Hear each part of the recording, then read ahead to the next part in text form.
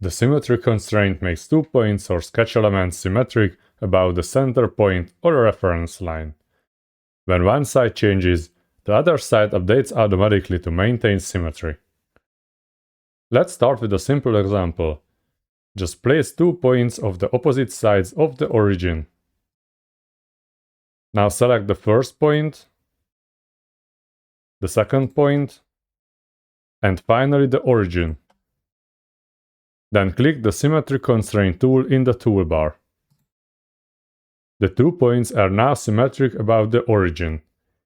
If you move one point, the other point moves automatically to maintain symmetry. Notice that only one point needs to be edited. The other point updates automatically to preserve symmetry. The symmetry constraint is useful when designing parts with identical features on both sides. It reduces the number of dimensions and constraints you need, making your sketches easier to edit and maintain. The symmetry constraints helps you create cleaner, more accurate sketches by keeping your geometry perfectly symmetric. Next, we'll learn how to use the tangent constraint.